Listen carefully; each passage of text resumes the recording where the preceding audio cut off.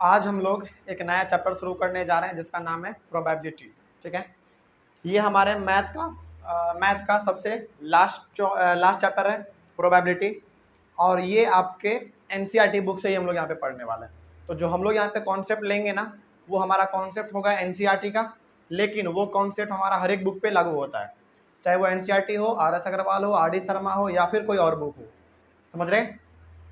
तो हम लोग आज शुरू करने जा रहे हैं अपना एक एनसीईआरटी का लास्ट चैप्टर जो कि हमारा है प्रोबेबिलिटी।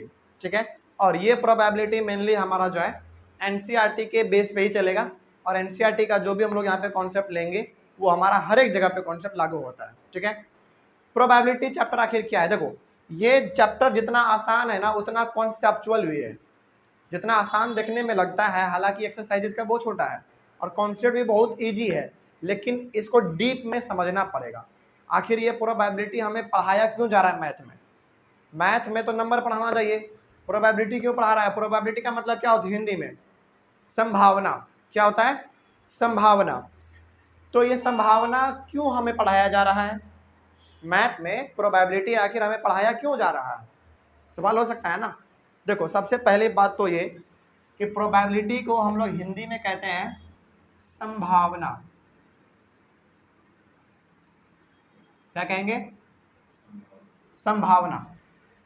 ये संभावना तो हिंदी वर्ड है, तो फिर हमको इसमें मैथ में क्यों पढ़ाया जा रहा है? देखो, मैथ कहता है ना, मैथ कहता है कि आपके आसपास, आपके एनवायरनमेंट में जो कुछ भी घटित हो रहा है, जो कुछ भी घटित हो रहा है, हम लोग उसको न्यूमेरिकल वैल्यू में लिख सकते हैं।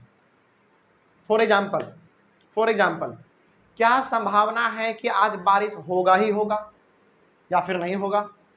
मैथ कहता है ना, आज बारिश होगा कि नहीं होगा, ये हम मैथ में बता सकते हैं आपको, ना कुछ नंबर से बता सकते हैं आपको हम। अब जरा सोचो, बारिश को नंबर से रिलेट कर दिया, कौन? प्रोबेबिलिटी कर दिया। क्या संभावना है कि आज बारिश होगा कि नहीं होगा? तो ये हमको पढ़ना है मैथ में। मैथ में कुछ ऐसा वैल्यू हम लोग लेंगे जिससे कि ये पता कर लेंगे कि आज एक्चुअली में बारिश होगा कि नहीं होगा। समझ में आ गया? क्या संभावना है कि आज आप स्कूल जाएंगे ही जाएंगे? क्या संभावना है?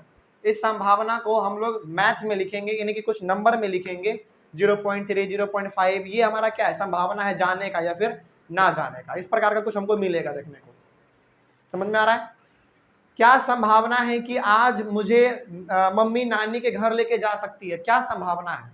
इसी संभावना को, इसी पॉसिबिलिटी को हम लोग मैथ में कुछ नंबर्स के रूप में रिप्रेजेंट करेंगे। समझ में आ रहा है? तो जो कुछ भी पॉसिबिलिटी हो सकता है हमारे आसपास, जो कुछ भी, उसको हम लोग एक न्यूमेरिकल वैल्यू में उसको लिखने की कोशिश करेंगे, और यही है हमारा प्रोबेबिलिटी। समझ में आ गया? क्या संभावना है कि यदि आप अपने क्रश को प्रपोज करें और वो आपको थप्पड़ मार दे? क्या संभावना है? हाँ, हालांकि हो सकता है ऐसा कि मार दे, लेकिन हाँ, ये भी हो सकता है कि मान जाए। हो सकता है ना, कुछ भी हो सकता है। लेकिन क्या संभावना है? इस संभावना को हम लोग मैथ में रिप्रेजेंट करेंगे। आखिर वो क्या नंबर हो सकता है जिससे कि वो हमें या तो मार सकती है थप्पड़, या फिर एक्सेप्ट कर सकती है। अच्छा, सुपर 30 मूवी देखे हो? ऋतिक रोशन उसके ब्यूटी का जो है ना एक नंबर निकालते हैं, उसके ब्यूटी का।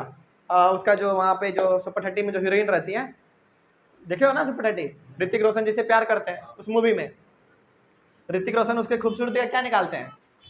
नंबर में कुछ वैल्यू निकालते हैं कि तुम्हारे खूबसूरती का ये वैल्यू है।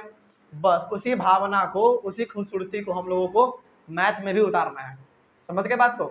चलो, तो हम लोग कोशिश करेंगे इसको समझने की कि आखिर हमारा प्रैक्टिकल लाइफ, यानी कि हमारा जो भी चीज़ है, हमारा संभावना जो कुछ भी बन सकता है आसपास में, कुछ होने का, कुछ नहीं होने का, उसको हम लोग मैथ में किस प्रकार से लिख सकते हैं। इसी संभावना को हम लोग कहते हैं प्रोबेबिलिटी। और प्रोबेबिलिटी का मतलब ही होता है संभावना।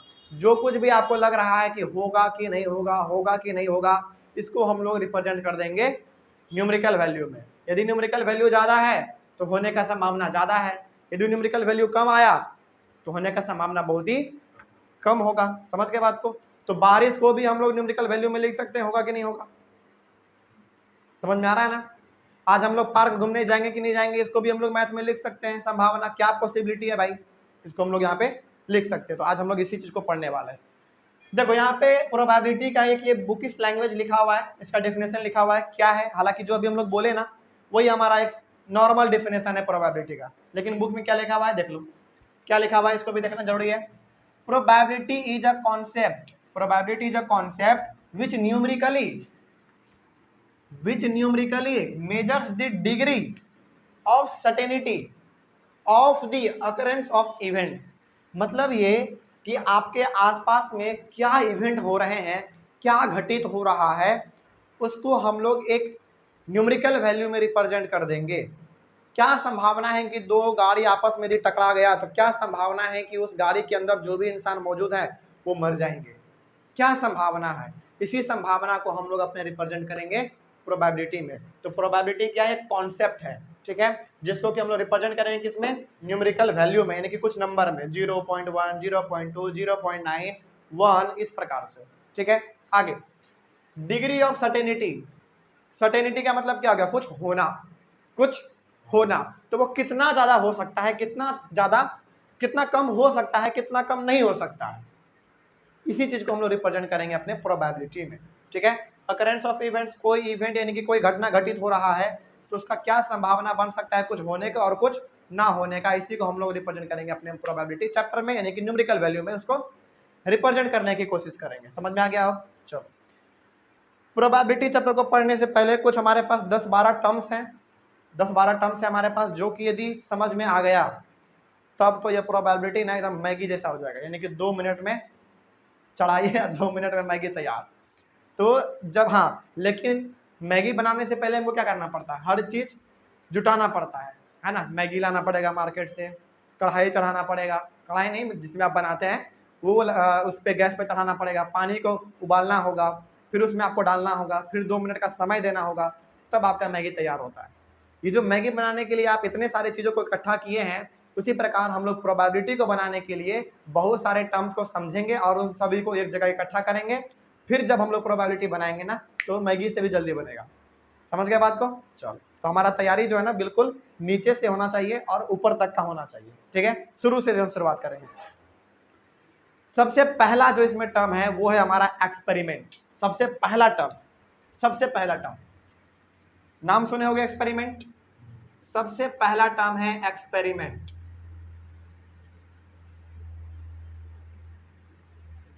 एक्सपेरिमेंट का मतलब क्या हो गया, एक्सपेरिमेंट का मतलब हो गया प्रोड्यूस।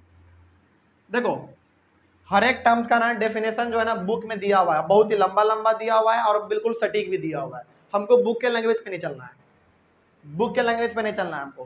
क्यों, कभी भी सीबीएसई ना 10th के एग्जाम में, बोर्ड के एग्जाम में कभी भी सीबीएसई ये नहीं पूछता है कि व्हाट इज एक्सपेरिमेंट, नहीं पूछता है। वो डेफिनेशन तो कभी पूछेगा ही नहीं पूछेगा, लेकिन उसके अंदर का कॉन्सेप्ट क्या आपने समझा है एक्सपेरिमेंट से वो जरूर पूछेगा।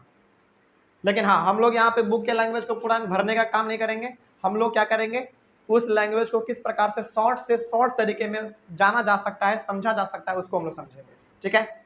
चलो, प्रोड्यूस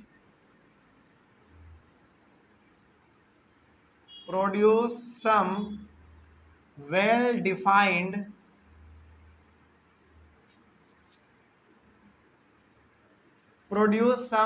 defined outcomes। इसका मतलब क्या हुआ, इसका मतलब क्या हुआ, जरा देखो क्या लिखा हुआ यहाँ पे, produce some well defined outcomes. अच्छा, आउटकम्स का मतलब हमको मालूम है क्या, रिजल्ट। आउट का मतलब रिजल्ट, परिणाम क्या आने वाला है वो। चलो, इसका मतलब क्या हुआ, एक्सपेरिमेंट एक ऐसा चीज है, एक ऐसा प्रोसेस है आप कह सकते हैं, जिसको कि आप परफॉर्म करेंगे तो आपको कुछ ना कुछ चीज मिलेगा। जैसे यदि आप लैब में कुछ ना कुछ करेंगे, फॉर एग्जांपल आप कोई रिएक्शन करवा रहे हैं, तो आप रिएक्शन करवा रहे हैं तो कुछ ना कुछ तो आपको मिलेगा ना रिएक्शन के बदले में। ऐसा तो नहीं है कि रिएक्शन करें और कुछ मिला ही नहीं मिला, ऐसा तो होता नहीं है ना। तो एक्सपेरिमेंट जब आप करेंगे ना तो कुछ ना कुछ आपको मिलेगा, चाहे वो जो आप चाह रहे थे वो मिले या फिर जो आप चाह रहे थे वो ना मिले, लेकिन कुछ तो कुछ मिलेगा ना आपको, कुछ तो कुछ मिलेगा। वही है हमारा एक्सपेरिमेंट। तो एक्सपेरिमेंट जब भी हम लोग कुछ करेंगे ना, वो एक्सपेरिमेंट हमेशा हमारा क्या करेगा, कोई ना कोई एक खास रिजल्ट, कोई ना कोई एक खास आउटकम्स हमको देगा। फॉर एग्जाम्पल इसको और बेहतर तरीके से समझते हैं। चलो, हम अभी कह रहे हैं कि मेरे मुट्ठी में कुछ है, मेरे मुट्ठी में कुछ है, क्या आपको मालूम है क्या है, नहीं मालूम है अभी क्या है, मालूम नहीं है ना क्या है, लेकिन जो कुछ होगा, लेकिन इसके मान लो कुछ मुट्ठी में होगा, उसका कुछ ना कुछ तो रिजल्ट होगा ना। जैसे हम क्या कर रहे हैं, समझना मेरे बात को ध्यान से, एक्सपेरिमेंट समझा रहे हैं। एक्सपेरिमेंट जब हम लोग कुछ करते हैं तो हमको मालूम नहीं होता कि क्या होने वाला है, लेकिन जब करते हैं तो कुछ ना कुछ तो आता है रबन के हमारे सामने। उसी प्रकार से हम कह रहे हैं कि मेरे मुट्ठी में कुछ है, लेकिन क्या आपको मालूम है क्या इसमें क्या है? नहीं है, लेकिन जो कुछ भी होगा उसका कुछ ना कुछ तो वैल्यू होगा, कुछ ना कुछ तो उसका खास न्यूमेरिकल वैल्यू कुछ ना कुछ तो होगा। समझ में आ रहा है? तो हमारे एक्सपेरिमेंट में ये जो हमारे मुट्ठी में है, ये क्या समझ सकते हैं आप, एक एक्सपेरिमेंट है। इसमें जो कुछ भी होगा उसका कोई ना कोई एक आउटकम होगा, कोई ना कोई एक रिजल्ट होगा। तो अब जरा मुट्ठी खोलते हैं, क्या है देखते हैं जरा। सिक्का है, क्या है? सिक्का है। तो क्या ये सिक्का एक आउटकम निकला क्या एक रिजल्ट निकला क्या? उसी प्रकार से जब हम लोग कोई एक्सपेरिमेंट करते हैं, जब कोई चीज हम लोग परफॉर्म करते हैं, तो हमारे सामने कोई ना कोई एक वेल डिफाइंड आउटकम्स आता है, यानी कि कोई ना कोई खास रिजल्ट हमारे सामने आता है। जैसे हमारे मुट्ठी में ये बंद था, आपको नहीं मालूम था क्या था, लेकिन जब मुट्ठी खोले तो कुछ ना कुछ तो रिजल्ट आया ना, वेल डिफाइंड। एक सिक्का, सिक्का क्या एक रिजल्ट है हमारा, सिक्का आया ना, यही है हमारा है एक्सपेरिमेंट। समझ में आ गया? तो एक्सपेरिमेंट क्या हो गया हमारा? एक्सपेरिमेंट हमारा वो एक प्रोसेस हो गया जिसमें कि आपको कुछ ना कुछ वेल डिफाइंड आउटकम्स मिलता ही मिलता है। समझ में आ गया क्या कह रहे हैं? तो हमारे मुट्ठी में ये अभी बंद था, लेकिन आपको मालूम नहीं था क्या है, लेकिन जो कुछ भी होगा कुछ ना कुछ तो होगा उसका वैल्यू। तो यही हो गया हमारा एक्सपेरिमेंट। समझ में आ गया? कोई दिक्कत? चलो, लेकिन एक्सपेरिमेंट का दो कंडीशन है। एक्सपेरिमेंट का दो कंडीशन है। क्या कंडीशन है? सबसे पहला कंडीशन एक्सपेरिमेंट का, वो फेयर होना चाहिए। क्या होना चाहिए? फेयर होना चाहिए। और दूसरा वो रैंडम होना चाहिए। क्या होना चाहिए? रैंडम होना चाहिए। देखो यहाँ सबसे पहला जो इसका कंडीशन है वो है फेयर, और दूसरा जो है वो है रैंडम। इसका मतलब क्या है बताते हैं जरा। अभी देखो, देखो यहाँ पे मेरे हाथ में अभी ये सिक्का था, लेकिन आपको मालूम नहीं था कि ये इसमें सिक्का ही है, लेकिन जब हम लोग इसको निकाले तो ये हमारा क्या हो गया, कोई ना कोई रिजल्ट आया, आया ना रिजल्ट। चलो, इस फेयर और रैंडम को समझने के लिए 1 मिनट रुक जाओ, बस 1 मिनट, ताकि ये ज़्यादा हमें समझ में आ जाए। बस 1 मिनट और, यहाँ पे अभी समझाएंगे तो फिर बाउंस हो जाएगा, ठीक है ना। चलो अभी समझाते हैं क्या है ये। सबसे पहले एक्सपेरिमेंट समझ में आ गया क्या है, फेयर और रैंडम क्या अभी समझाएंगे हम लोग, क्योंकि अभी यहाँ पे समझा देते तो फिर बाउंस हो जाएगा, समझ में नहीं आएगा। कॉन्सेप्ट एक्सपेरिमेंट का क्लियर? कोई भी एक्सपेरिमेंट होगा उसका कोई ना कोई एक खास वेल डिफाइंड, यानी कि कोई ना कोई निश्चित रिजल्ट जरूर आएगा, है ना। हमारे हाथ में क्या आया था? सिक्का आया था। समझ में आ गया?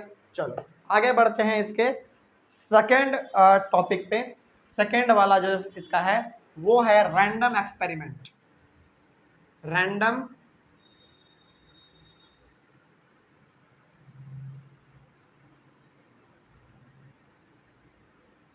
रैंडम एक्सपेरिमेंट क्या है? देखो सुनो, पहले मेरे बात को सुनो। रैंडम एक्सपेरिमेंट क्या है? All possible outcomes are known but the exact outcomes can not be predicted. अभी समझेंगे इसको हम लोग क्या कह रहे हैं, अभी समझेंगे। देखो यहाँ पे सबसे पहले लिख लेते हैं, all possible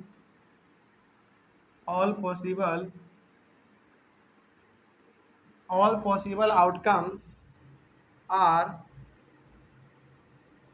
known but the exact, all possible outcomes are known but the exact outcomes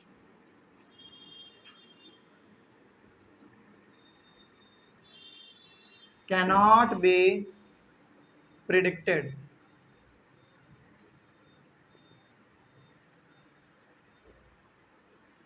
समझो इसका मतलब क्या हुआ। एक्सपेरिमेंट का मतलब समझ में आ गया था क्या होता है? कोई भी आप कुछ कीजिए उसका कुछ ना कुछ रिजल्ट आएगा, है ना। बात समझ में आ गया? चलो अब समझते हैं कि रैंडम एक्सपेरिमेंट क्या है। क्या लिखा हुआ देखो तो, all possible outcomes are known but the exact outcomes can not be predicted. अब आपको हम क्या बता रहे हैं? हम आपको बता रहे हैं कि हमारे हाथ में क्या है, सिक्का है। इस सिक्के में एक तरफ है ये हेड, देख लो ऑनलाइन वाले बच्चे आप भी देख सकते हैं, ये हमारा क्या है, ये हमारा हेड है, और ये हमारा क्या है, टेल है, ठीक है। चलो अब हम कह रहे हैं कि मेरे हाथ में एक सिक्का है। देखो पहले एक्सपेरिमेंट में नहीं बताए थे कि मेरे हाथ में सिक्का है, सुनना मेरे बात को, यहाँ पे ना हर चीज आपस में कनेक्टेड है। एक्सपेरिमेंट में हम नहीं बताए थे कि मेरे हाथ में कोई चीज है, लेकिन जो कुछ भी होगा कोई ना कोई इसका तो खास रिजल्ट होगा ना, हो गया। लेकिन अब हम आपको बता दे रहे हैं, हम आपको अब बता दे रहे हैं, पहले ही बता दे रहे हैं कि मेरे हाथ में एक सिक्का है। क्या है? मेरे हाथ में सिक्का है, आपको मालूम चल गया। तो आपको मालूम है कि यदि मेरे हाथ में सिक्का है तो इसका दो ही पॉसिबल आउटकम हो सकता है, या तो हेड या तो टेल, या तो हेड या तो टेल। तो आप जरा बताइए हमको, क्या यदि मेरे हाथ में सिक्का था तो क्या आप बता पाए कि यदि हाथ में सिक्का है तो या तो टेल होगा उछालेंगे तो, या तो हेड होगा उछालेंगे तो? दो ही पॉसिबल आउटकम हो सकता है ना। तो all possible outcomes are known, इस पॉसिबल आउटकम्स इसका जो भी हो सकता है, चाहे हेड होगा चाहे टेल होगा। यदि हम लोग इसको इस प्रकार से उछालेंगे तो मेरे हाथ में क्या आ सकता है, या तो टेल आ सकता है या तो हेड आ सकता है, कोई तीसरा चीज तो आएगा नहीं। तो यहाँ पे इसका दो पॉसिबल आउटकम था हमारा, यानी कि दो पॉसिबल रिजल्ट था जो कि हो सकता है, एक हेड हो सकता है और एक टेल हो सकता है। But the exact outcomes can not be predicted. लेकिन क्या हेड ही आएगा ये आपको मालूम था क्या? क्या टेल ही आएगा ये आपको मालूम है क्या? नहीं मालूम है। This is known as random experiment. बात समझ में आ गया? रैंडम एक्सपेरिमेंट का मतलब हो गया एक ऐसा एक्सपेरिमेंट जहां की आपको पॉसिबल आउटकम पहले ही मालूम है, या तो ये आ सकता है या तो वो आ सकता है, लेकिन एक्चुअली में क्या आएगा, एग्जैक्ट में क्या आएगा ये आपको मालूम नहीं है। जैसे हमारे पास ये सिक्का है तो आपको मालूम है इसका दो ही पॉसिबल आउटकम हो सकता है, या तो हेड या तो टेल, क्योंकि इसमें तो कुछ दूसरा है नहीं। लेकिन आप ये नहीं बता सकते हैं कि सिक्का उछालने के बाद हेड ही आएगा या टेल ही आएगा। तो रैंडम एक्सपेरिमेंट यदि कोई पूछे तो क्या बताओगे?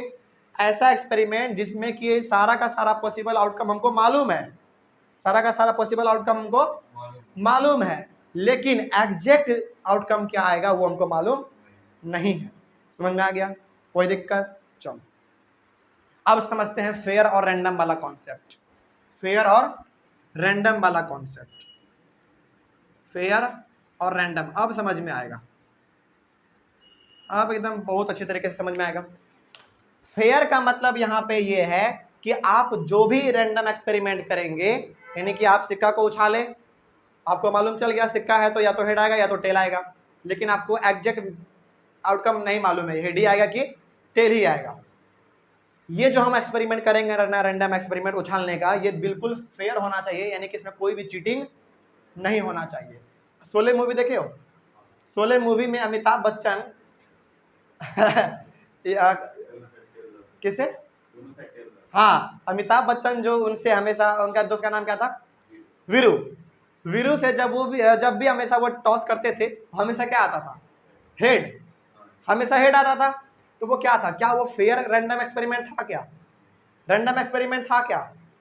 देखो रैंडम एक्सपेरिमेंट था, रैंडम एक्सपेरिमेंट था, लेकिन वो फेयर नहीं था, सही नहीं था। क्यों नहीं सही था? क्योंकि दोनों तरफ हेड था। समझ में आ गया? तो रैंडम एक्सपेरिमेंट जब भी हम लोग करेंगे ना तो उसमें कोई भी चीटिंग नहीं होना चाहिए, एक तरफ हेड होना चाहिए एक तरफ टेल होना चाहिए। लेकिन वीरू वाले शोले वाले केस में ऐसा नहीं था, बेचारा वीरू हर बार हार जाता था। समझ गए बात को?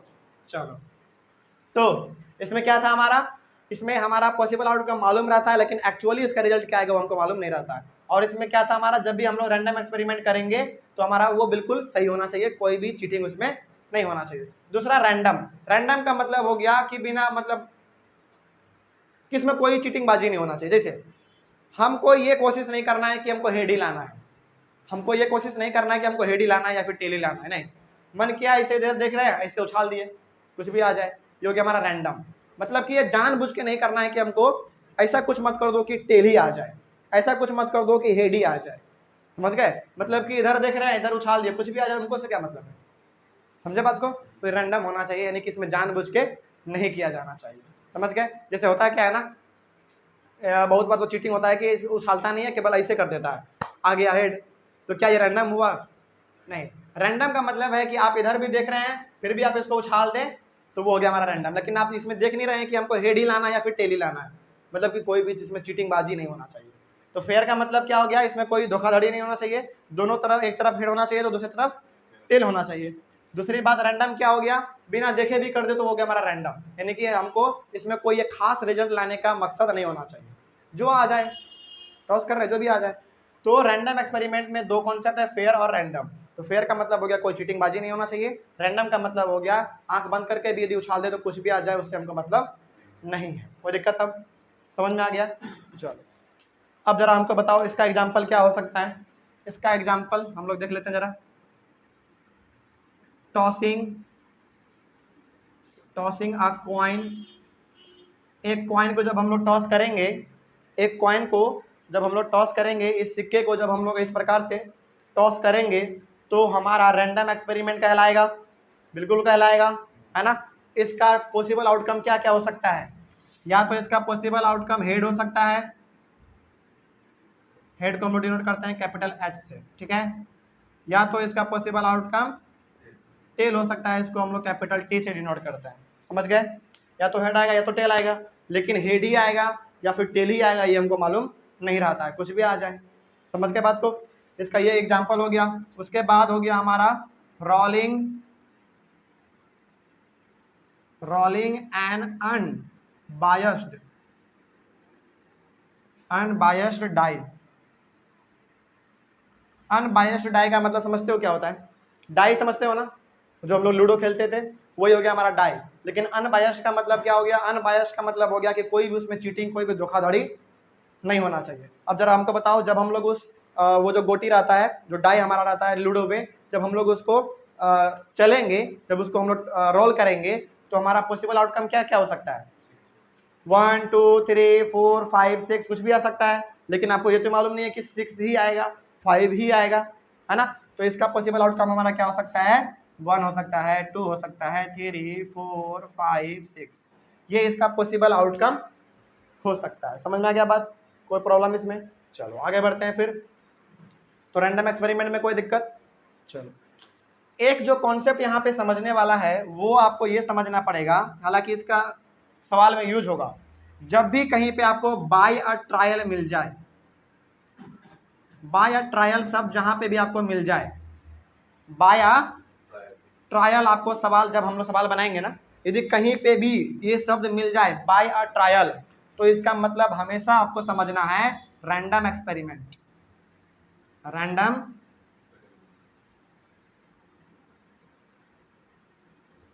एक्सपेरिमेंट समझेंगे। रैंडम एक्सपेरिमेंट समझ गए, मतलब ये भी हम लोग समझ गए कि पॉसिबल आउटकम हमको मालूम रहेगा क्या क्या आ सकता है, लेकिन एग्जैक्ट हमको मालूम नहीं है कि वही आएगा। समझ गए बात को? चलो इसमें कोई दिक्कत। अब इसके बाद है हमारा तीसरा पॉइंट, सैंपल स्पेस। क्या है? Sample space. क्या है सैंपल स्पेस? देखते हैं जरा। दूसरा हो गया, तीसरा सैंपल स्पेस। सैंपल स्पेस को हम लोग डिनोट करते हैं एस से। सैंपल स्पेस क्या है देखते हैं जरा। देखो, सैंपल स्पेस हमारा सिंपली है set of all possible outcomes, बस set of all possible outcomes. जैसे यहाँ पे देख लो, यदि हम लोग set of all possible outcomes, जरा देखो यहाँ पे, टॉसिंग अ कॉइन, यदि हम लोग एक कॉइन को टॉस करते हैं तो इसका पॉसिबल आउटकम क्या आ सकता है? हेड या फिर टेल आएगा। लेकिन इसको लिखने का तरीका होता है, कैसे तरीका होता है, क्या तरीका होता है? देखो यहाँ पे सैंपल स्पेस को लिखने का तरीका होता है क्या?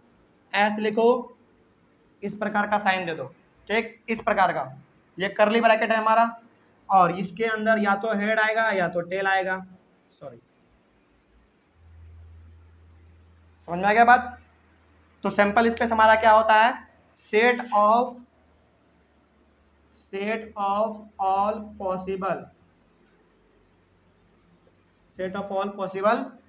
आउटकम्स। तो जब हम लोग एक कॉइन को टॉस करेंगे तो हमारा पॉसिबल आउटकम या तो हेड आएगा या तो टेल आएगा, बात खत्म, है ना। और जब हम लोग एक अनबायस्ड डाई को रोल करेंगे तो हमारा सेट ऑफ पॉसिबल आउटकम क्या आ सकता है? 1 2 3 4 5 6 आ सकता है। तो ये भी हम लोग यहाँ पे लिख लेते हैं, रोलिंग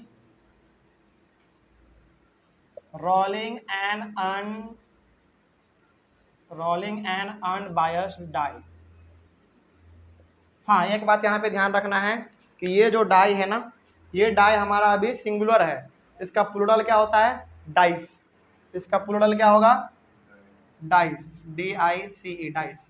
क्योंकि हम लोग यहाँ पे एक ही रोल कर रहे थे तो इसलिए हम लोग डाई लिखे हुए थे, इसका प्लूरल हो जाएगा डाइस। चलो आगे देखो यहाँ पे, रोलिंग एन अनबायस्ड डाई, इसका सैंपल स्पेस हमारा क्या हो सकता है? Set of all possible outcomes क्या क्या हो सकते हैं? तो कैसे लिखेंगे? एस करली ब्रैकेट 1 2 3 4 5 6, ये इसका क्या हो सकता है? Set of all possible outcomes, है ना। तो इसका पॉसिबल आउटकम यानी कि यही सब आ सकता है, इसके अलावा तो कुछ नहीं आएगा। लेकिन हाँ, ये हमको मालूम नहीं है कि कौन आ सकता है। समझ में आ गए? कोई दिक्कत? चलो आगे बढ़ते हैं। फिर आगे है हमारा है इवेंट। क्या है? इवेंट। कितना नंबर हो गया? ये 3 नंबर हो गया। अब देखो यहाँ पे चौथा नंबर,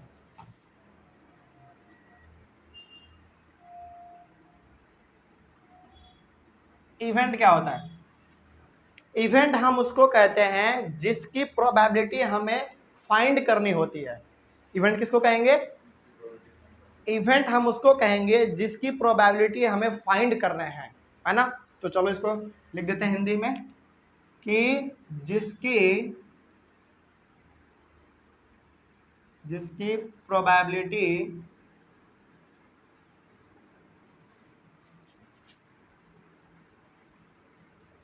प्रोबेबिलिटी हमें फाइंड करनी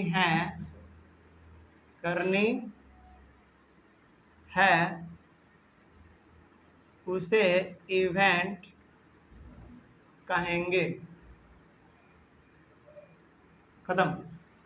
हिंदी लिखो चाहे इंग्लिश लिखो, बात क्या है? समझ में आना चाहिए बस, है ना। चलो देखो, जिसकी हमें प्रोबेबिलिटी फाइंड करनी है उसे हम लोग कहेंगे इवेंट कहेंगे। अब समझेंगे कि आखिर ये इवेंट है क्या। देखो इवेंट हालांकि बहुत प्रकार का है, उसको हम लोग पहले समझ लेते हैं। तो देखो, लेकिन यहाँ तो समझ में आ गया होगा कि इवेंट किसको कहेंगे? जिसकी प्रोबेबिलिटी हमें फाइंड करनी हो। जैसे मान लो कि आज वर्षा होगा कि नहीं होगा, तो बारिश का हम लोग प्रोबेबिलिटी निकालेंगे, तो बारिश हमारा क्या कहलाएगा? एक इवेंट कहलाएगा।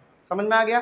तो जैसे यहाँ पे हमारा क्या हो गया, एक टॉयस को हम लोग कॉइन को एक टॉस कर रहे थे हम लोग, तो हमारा क्या कहलाएगा? ये इवेंट कहलाएगा। समझ में आ गया? इसी प्रकार से डाई को हम लोग रोल कर रहे थे, वो हमारा क्या कहलाएगा? इवेंट कहलाएगा। तो जिसकी भी प्रोबेबिलिटी आपको निकालनी हो उसी को हम लोग कहेंगे इवेंट कहेंगे। ठीक है। अब इवेंट में अलग अलग टाइप है। सबसे इसका जो पहला टाइप है वो है, इसका पहला टाइप एलिमेंट्री इवेंट। क्या है? Elementary event.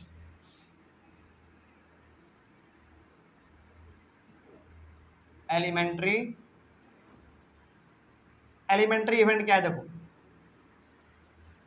whose favorable outcome is equal to 1 are known as elementary event। समझ में आ रहा है क्या कह रहे हैं?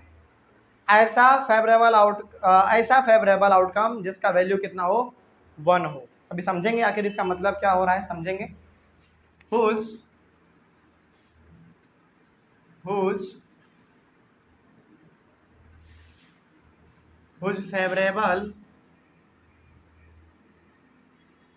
favorable outcomes is equal to 1। जिसका फेवरेबल आउटकम 1 आ गया वही हमारा कहलाएगा क्या? Elementary event. अब सवाल है कि भाई ये एलिमेंट्री है क्या, है ना। चलो समझते हैं जरा इसको गौर से। देखो यहाँ पे ध्यान से। अच्छा, क्लास 9th में प्रोबेबिलिटी था ना।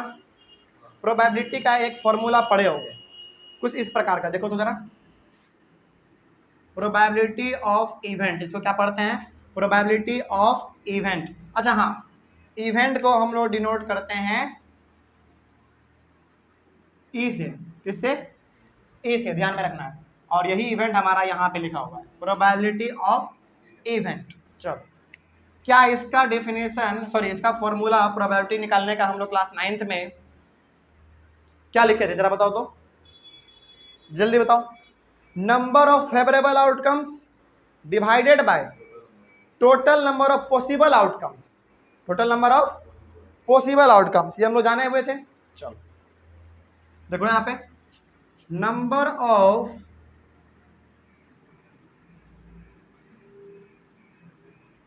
Number of favourable outcomes divided by total number of possible outcomes. देखो अब पहले एक एग्जांपल लेते हैं तो ज्यादा ये समझ में आ जाएगा। एग्जांपल देखो यहाँ पे, एग्जांपल में ले लेते हैं टॉसिंग अ कॉइन।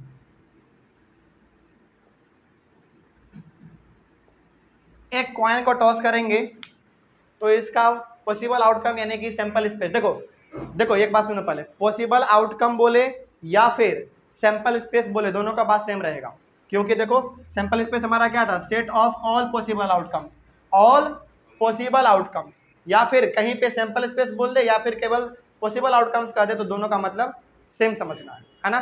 तो जरा देखो यहाँ पे टॉसिंग अ कॉइन यानी कि जब हम लोग एक कॉइन को टॉस करेंगे तो इसका पॉसिबल आउटकम क्या क्या आ सकता है, या तो हेड आ सकता है या तो टेल आ सकता है, और ये हमारा क्या है, सैंपल स्पेस भी है। समझ में आ गया। चलो अब हम तुमको क्या कह रहे हैं, हम कह रहे हैं कि हेड आने का पॉसिबिलिटी बताओ हमको।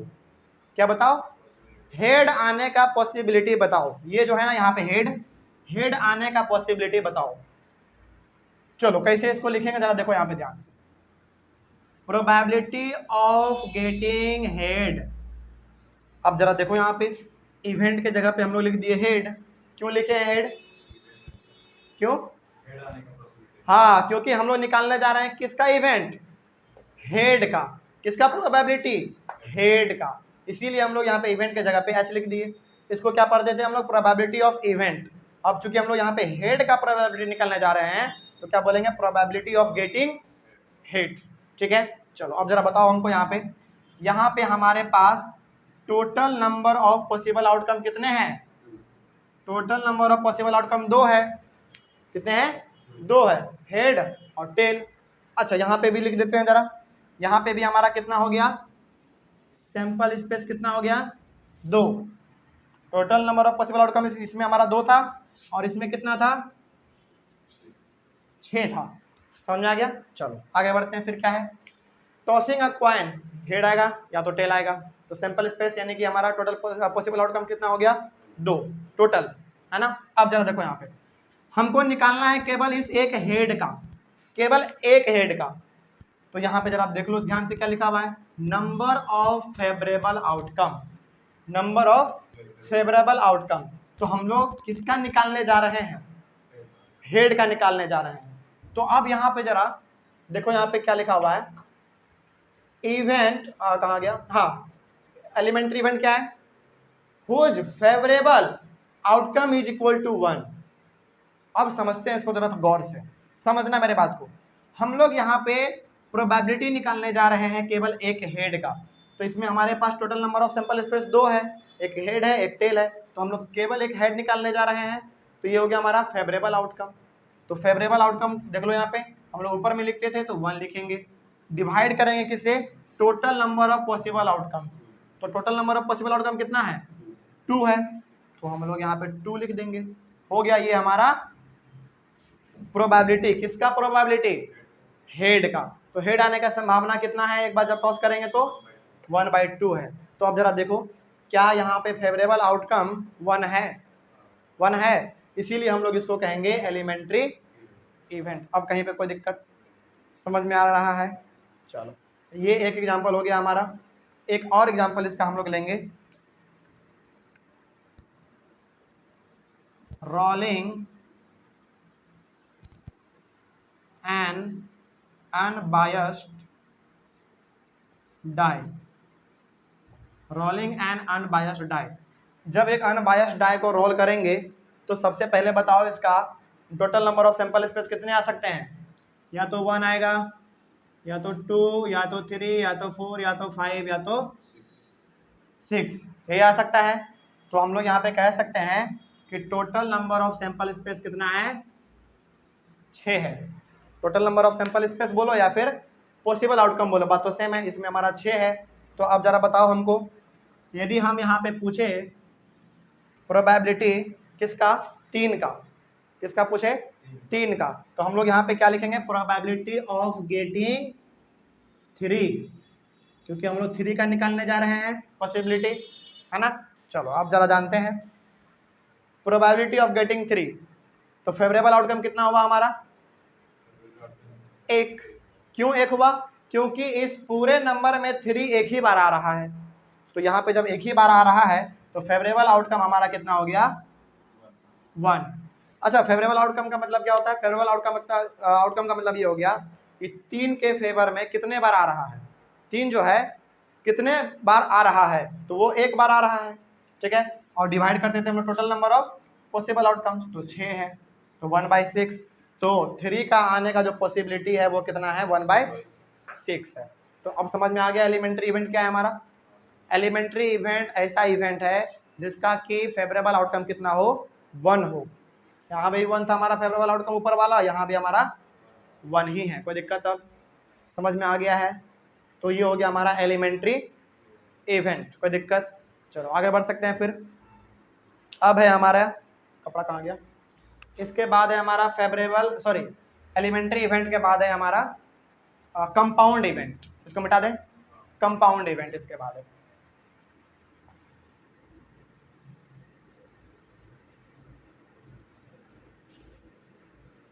तो एलिमेंट्री इवेंट हमारा क्या होता है?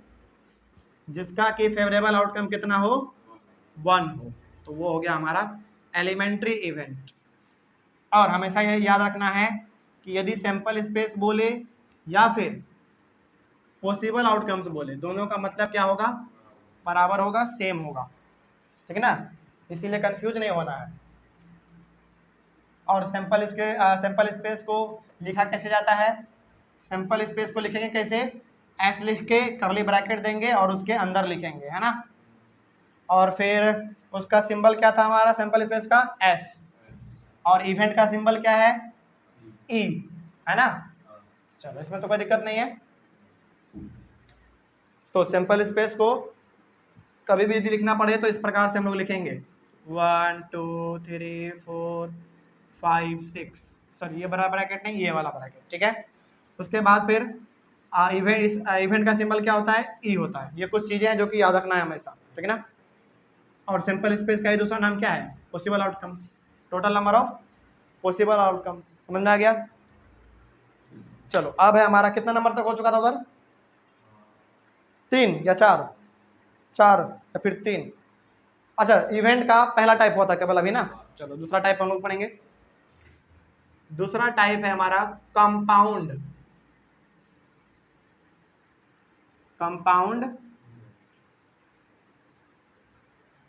कंपाउंड इवेंट क्या है? देखो जरा ध्यान से। कंपाउंड इवेंट जिसका फेवरेबल आउटकम 1 से ज्यादा हो, जिसका फेवरेबल आउटकम 1 से ज्यादा हो, उसको हम लोग कहेंगे कंपाउंड इवेंट। तो favourable outcome whose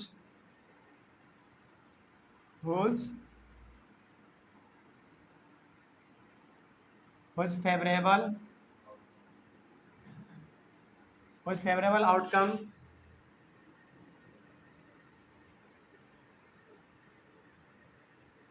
is more than 1, जिसका की फेवरेबल आउटकम कितना हो? 1 से ज्यादा हो। एग्जांपल लेंगे, ज्यादा समझ में आ जाएगा। देखो यहाँ एक एग्जांपल देखो, रोलिंग एंड अनबायस्ड डाई। एक ऐसा डाई को रोल कर रहे हैं जिसमें कि कोई गड़बड़ी नहीं है, एकदम अच्छा सा है, उसमें कोई चीटिंग नहीं हो सकता है, ऐसा डाई है। तो जब हम लोग इसको एक रोल करेंगे तो जरा बताओ इसका सैंपल स्पेस हमारा कितना आएगा? 1 2 3 4 5 6, ये आएगा ना। तो हम लोग यहाँ पे कह सकते हैं कि हमारे पास total number of sample space कितना हो गया? 6 हो गया, यानी कि पॉसिबल आउटकम हमारे पास 6 हो गया, ठीक ना।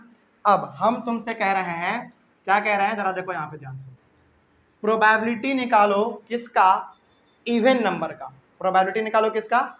इवन नंबर का। तो क्या होगा? Probability of getting even number बात समझना है मेरे बात को। यहाँ पे हमारे पास total number of possible outcome कितने हैं, 6 है ना। इस 6 में से हमको इवन नंबर का प्रोबेबिलिटी निकाल के दिखाओ। तो लिखेंगे कैसे, probability of getting even number. देखो प्रोबेबिलिटी ऑफ गेटिंग ना नहीं लिखना पड़ता है, ऑफ गेटिंग नहीं लिखना पड़ता है, वो यहाँ पे ब्रैकेट का वो काम कर देता है। तो हम लोग क्या लिखते हैं, केवल जो हमको निकालना होता है वही ब्रैकेट के अंदर लिख देते हैं।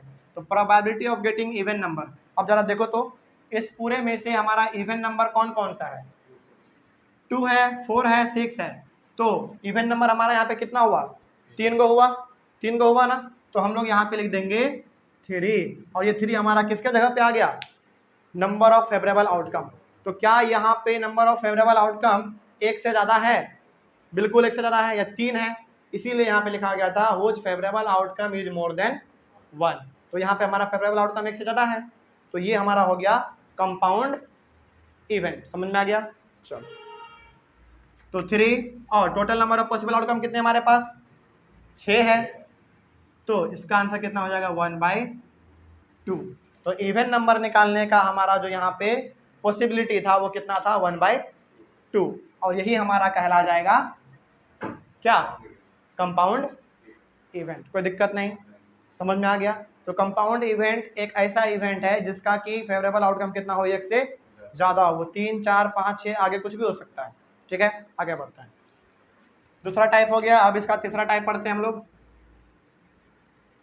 तीसरा टाइप है हमारा impossible event. Impossible event. Impossible event का मतलब क्या है, देखो, whose favourable outcomes is equal to 0। Whose equal to 0। Example लेते हैं, ज़्यादा समझ में आ जाएगा। Example, rolling an unbiased die. जब हम लोग एक अनबायस्ड डाई को रोल करेंगे, वही छक्का वाला जो हम लोग खेलते हैं उसमें, लूडो में, उसको जब हम लोग रोल करेंगे तो हमारे पास क्या क्या आ सकता है, सैंपल स्पेस 1 2 3 4 5 6, ये आ सकता है हमारे पास। ठीक ना। चलो अब हम तुमसे कह रहे हैं कि यहाँ पे प्रोबेबिलिटी निकालो 7 का छोड़ दो, चलो 8 कर लो। हम कह रहे हैं कि हमारे पास total number of sample space कितने हैं, 6 है, 1 2 3 4 5 6, है ना। हम तुमसे कह रहे हैं कि प्रोबेबिलिटी निकालो किसका, 8 का। क्या इसमें 8 है, नहीं है, तो क्या लिखाएगा, 0। जब 8 है ही नहीं तो क्या लिखेंगे, 0 लिखेंगे। यहाँ पे लिख देंगे 0। तो क्या, अब यहाँ पे देखो फेवरेबल आउटकम बराबर हो गया 0 के, 0 का हो गया, डिवाइडेड बाय कितना, 6, total number of possible outcome यानी कि 0। समझ में आ गया। तो इम्पॉसिबल इवेंट का हमेशा फेवरेबल आउटकम कितना होगा, 0, और उसका प्रोबेबिलिटी भी कितना होगा, 0। समझ में आ गया। इम्पॉसिबल इवेंट का मतलब हो गया कि वो इवेंट हो ही नहीं सकता है, बिल्कुल नहीं हो सकता है। इसमें 8 कहाँ से आएगा भाई, अलग से थोड़ी ना जोड़ देंगे। समझ में आ गया। तो इम्पॉसिबल इवेंट का फेवरेबल आउटकम भी 0 होगा और इसका प्रोबेबिलिटी भी 0 ही होगा। समझ में आ गया। आगे बढ़े, चलो ये हो गया हमारा तीसरा। हो गया चौथा। देखो चौथा है श्योर इवेंट। श्योर इवेंट इसको कहते हैं, और इसको सर्टेन इवेंट भी कहा जाता है। इसको श्योर इवेंट भी कहते हैं, और कभी कभी इसको प्यार से हम लोग सर्टेन इवेंट भी कह देते हैं। समझ में आ गया। चलो इसका एग्जांपल लेते हैं, ज़्यादा क्लियर हो जाएगा। यहाँ पे लिख दें, चलो देखो, हाँ, लेकिन इसका डेफिनेशन पहले लिख लो। whose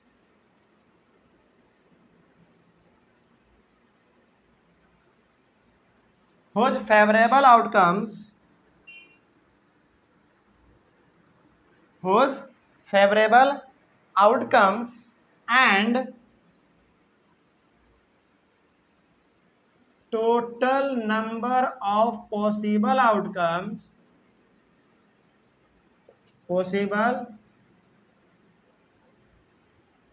क्या लिखा हुआ है, whose favorable outcomes and total number of possible outcomes are equal, are क्या होना चाहिए, इक्वल होना चाहिए, तब जाके हमारा वो श्योर और सर्टेन इवेंट कहलाएगा। कैसे कहलाएगा जरा देखते हैं इसको। देखो यहाँ पे ध्यान से देखो, कहाँ गया, चलो रेड मार्कर से लिख देते हैं। क्या लिखा हुआ है, whose favorable outcomes and total number of possible outcomes are equal, दोनों क्या होना चाहिए, इक्वल होना चाहिए। समझते हैं जरा इसका मतलब क्या हुआ। चलो एग्जांपल देखते हैं, ज्यादा समझ में आएगा।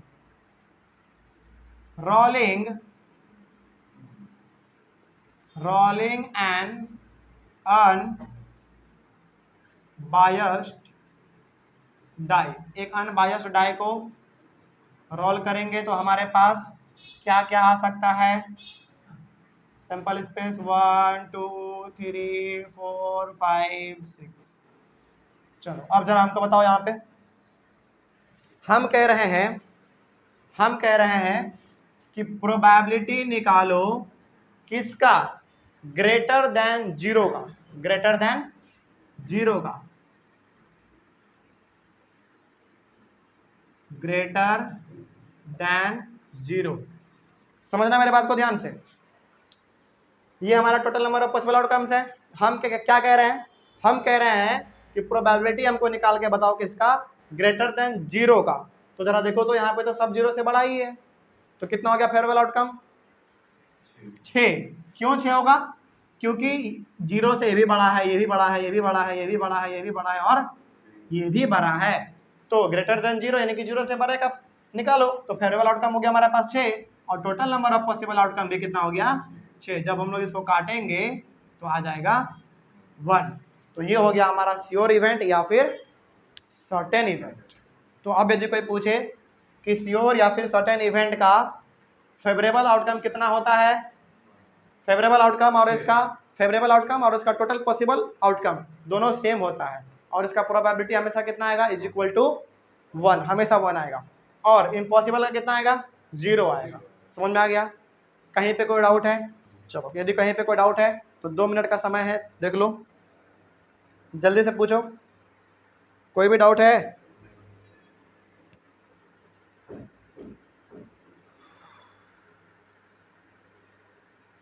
हो गया क्लियर। चलो अब है हमारे पास कॉम्प्लीमेंट्री इवेंट। क्या है, कॉम्प्लीमेंट्री इवेंट। कितना हो गया, 4 हो गया। इसका 5वां खासियत है कॉम्प्लीमेंट्री।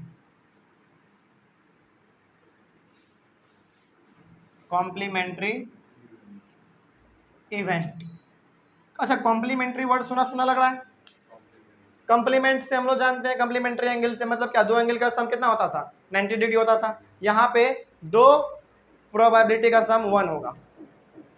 वहां पे 2 एंगल का सम 90 होता था, यहाँ पे हम लोग 2 प्रोबेबिलिटी का सम पढ़ेंगे 1 पढ़ेंगे, ठीक ना।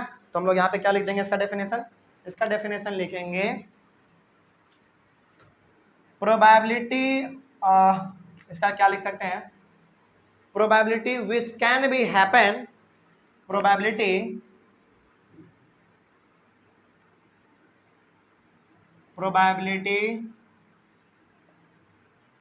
which can be happen। अच्छा, यहाँ पे एक और चीज लिख दो। सबसे पहले लिखना the sum of, इसके पहले लिखना the sum of probability which can be happen and which cannot be happen, which cannot be happen is equal to 1। जो प्रोबेबिलिटी हो सकता है और जो प्रोबेबिलिटी नहीं हो सकता है, यानी कि जो इवेंट हो सकता है और जो इवेंट नहीं हो सकता है, उन दोनों का सम कितना होता है, 1 होता है। कैसे 1 होता है अभी समझेंगे हम लोग। देखो आप जरा ध्यान से, इसको लिखा कैसे जाता है। सबसे पहले तो ये देखो, जो प्रोबेबिलिटी हो सकता है उसको ऐसे लिखेंगे, प्रोबेबिलिटी ऑफ इवेंट, जो कि हम लोग पढ़ते आ रहे हैं, देखो हर जगह पे किए हुए हैं हम लोग। और जो प्रोबेबिलिटी नहीं हो सकता है उसको हम लोग ऐसे ही लिखेंगे, बस ऊपर में ये एक छोटा सा लाइन खींच देंगे, उस लाइन को हम लोग क्या कहते हैं, बार। क्या कहेंगे, बार। तो जो प्रोबेबिलिटी हो सकता है उसको हम लोग लिखेंगे probability of probability of getting event यानी कि ई, और जो नहीं हो सकता है उसके ऊपर केवल ऊपर से डैश दे देंगे। इसका जो वैल्यू होता है वो 1 वैल्यू होता है। नहीं समझ में आ रहा है, कोई दिक्कत नहीं। अब इस एग्जांपल लेंगे, हम लोग समझ जाएंगे। एग्जांपल लेंगे, देखो यहाँ पे क्या एग्जांपल है।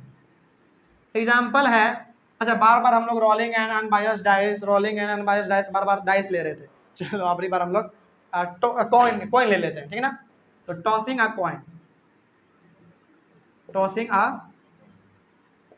कॉइन, क्योंकि बार बार डाइस ले रहे थे, डाई ले रहे थे, मजा नहीं आ रहा था। अब मजा आएगा। देखो यहाँ हम कह रहे हैं कि एक कॉइन को टॉस किए हम लोग, तो जरा बताओ इसका सैंपल स्पेस क्या क्या हो सकता है।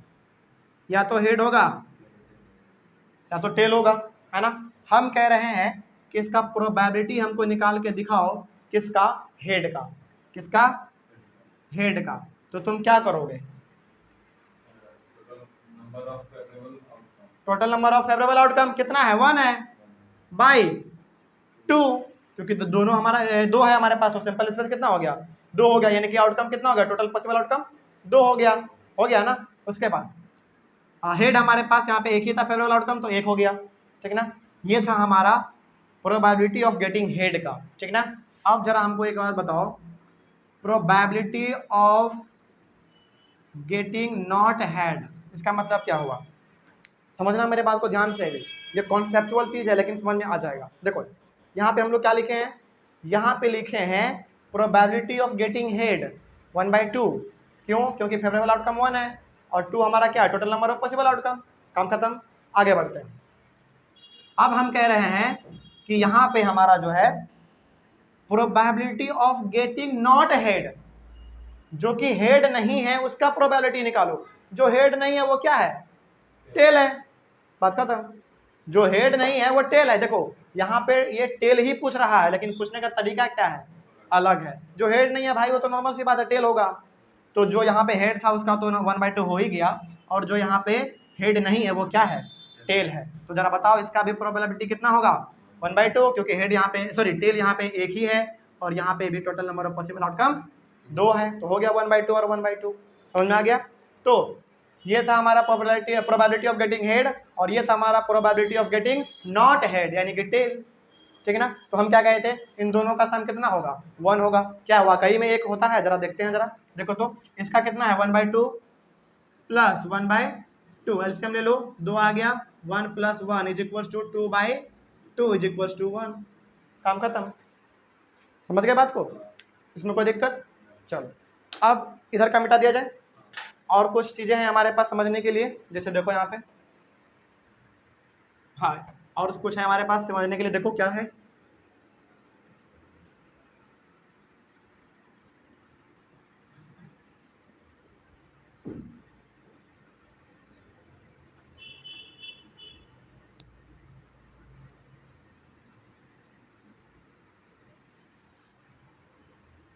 देखो यदि सवाल में कहीं पर भी कह दे, यदि सवाल में, हाँ इसको ध्यान रखना, ये हमारा कॉम्प्लीमेंट्री इवेंट का फॉर्मूला कह सकते हो, ठीक है ना। यदि कहीं पे ये चीज़ दिया रहे, जैसे देखो मेरे बात को यहाँ पे ध्यान से सुनो पहले, probability of event plus probability of event जो कि नहीं हो सकता है, उसके ऊपर ये एक बार रहता है और इन दोनों का सम 1 होता है। यदि कहीं पे सवाल में क्या करें, सवाल में कहीं पे ये वैल्यू दे दे और ये वैल्यू दे दे, तो क्या हमारा प्रोबेबिलिटी ऑफ इवेंट निकल जाएगा, निकल जाएगा। तो जरा बताओ इसको निकालने के लिए हम लोग क्या करेंगे,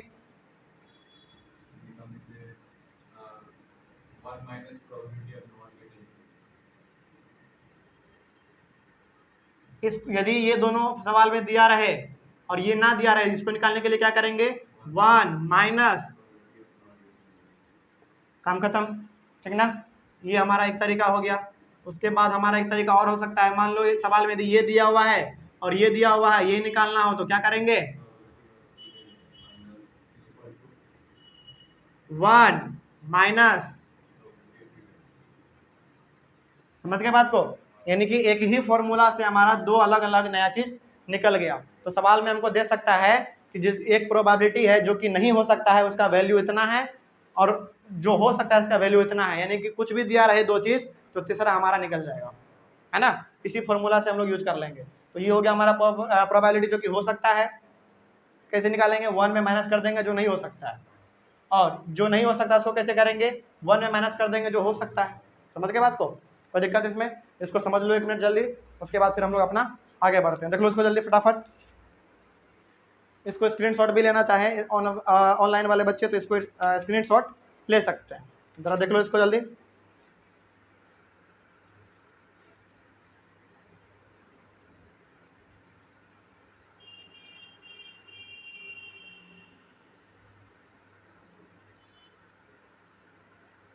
हो गया, कोई दिक्कत है इसमें, समझ में आ रहा है सब चीज, आगे बढ़ सकते हैं। चलो आगे बढ़ते हैं। अब हमारे पास एक लास्ट टर्म है, एक लास्ट टर्म, वो भी बहुत ही खास और बहुत ही ज़्यादा प्रसिद्ध है। वो है हमारा इक्वली लाइकली इवेंट और इक्वली लाइकली आउटकम, दोनों एक ही चीज़ है ना। क्या है जरा देखते हैं, कितना नंबर हो गया, 5 नंबर हो गया, ये हमारा 6 नंबर है।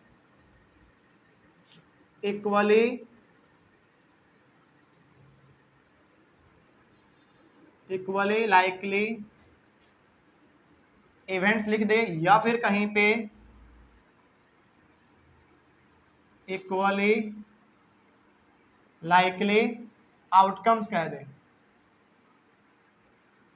दोनों का मतलब क्या है, दोनों का मतलब सेम है, ठीक ना। इधर तक मिटा दे, चलो, दोनों का मतलब सेम है।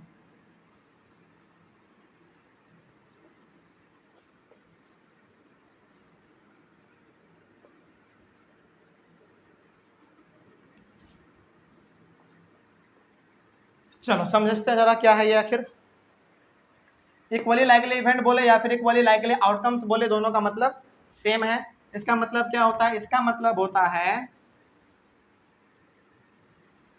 Favourable outcome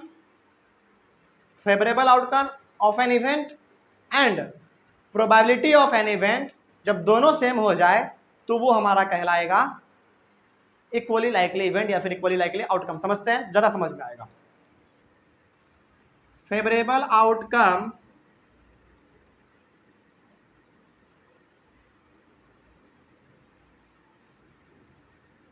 favorable outcomes and probability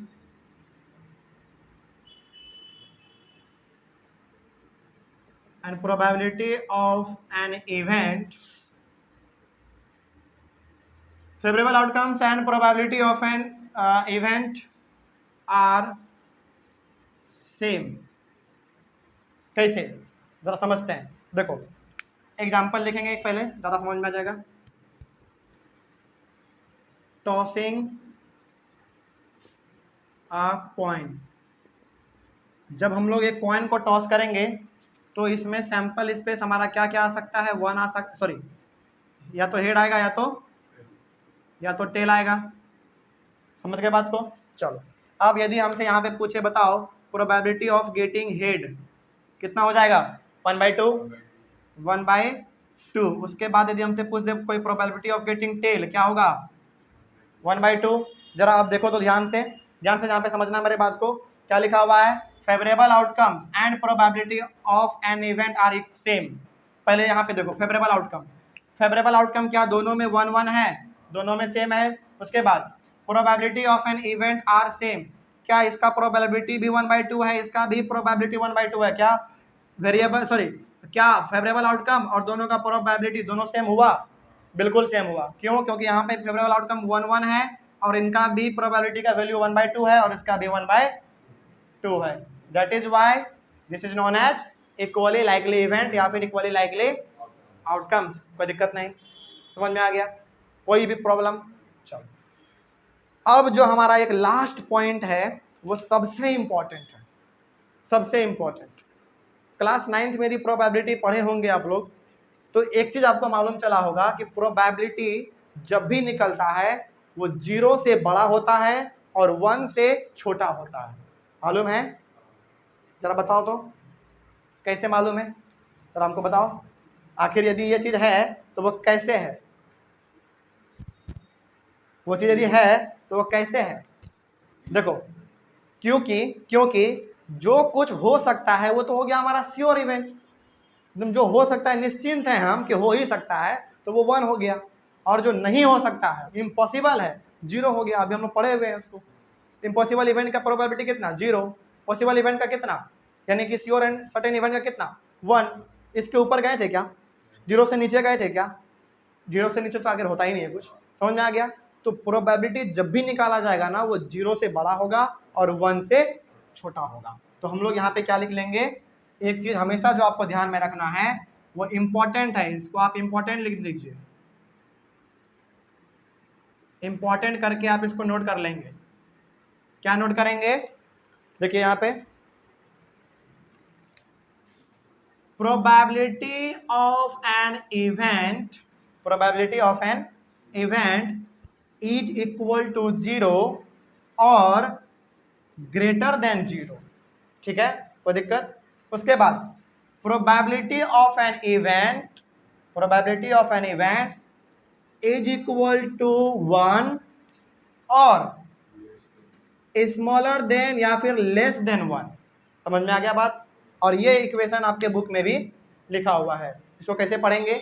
इसको ऐसे पढ़ेंगे, probability of an event is equal to 0 और greater than 0। Probability of an event is equal to 1 और लेस देन 1। समझ में आ गया बात? यही है हमारा प्रोबेबिलिटी का सबसे बड़ा और सबसे खासियत, इसका रोल है इसका। ये आपको ध्यान में रखना हमेशा कि जब भी प्रोबेबिलिटी निकाला जाएगा वो 0 और 1 के बीच में निकाला जाएगा।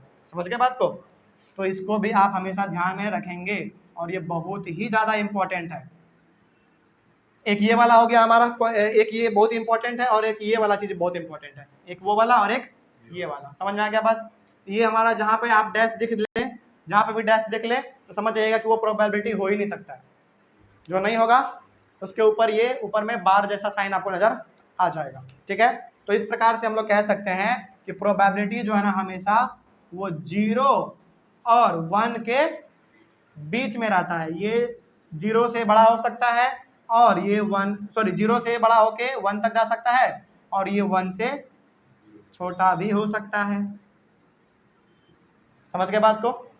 कहीं पे भी अब इस चैप्टर में कोई भी समस्या, जितना भी हमारा मेन कॉन्सेप्ट था ना, ये हम लोग यहाँ पे समझ चुके हैं।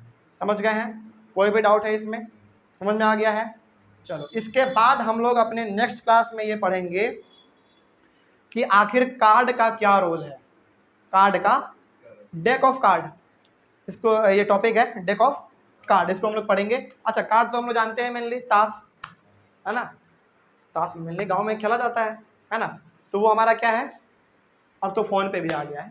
फ़ोन पे आप उसको कार्ड खेल सकते हैं, गेम के रूप में। तो उसमें कितना कार्ड होता है? 52 कार्ड होता है। इसके बारे में हम लोग अपना कल समझेंगे। उसके बाद ये भी समझेंगे कि यदि हम लोग एक बार कॉइन को टॉस करते हैं तो या तो हेड आता है या तो टेल आता है। जब 2 सिक्का को एक बार टॉस करेंगे तो क्या आएगा? जब 3 सिक्का को एक बार टॉस करेंगे तो क्या आएगा? जब एक डाई को रोल करते हैं तो क्या रिजल्ट आएगा? जब 2 डाई को एक साथ रोल करेंगे तो क्या होगा? और जब 3 डाई को एक साथ रोल करेंगे तो क्या होगा? यानी कि हम लोग कल ये पढ़ेंगे कि सैंपल स्पेस किसका कितना हो सकता है। समझ में आ गया? जैसे 3 डाई को यदि एक बार हम लोग रोल करेंगे तो उसका सैंपल स्पेस क्या बन सकता है, ये हम लोग कल पढ़ेंगे।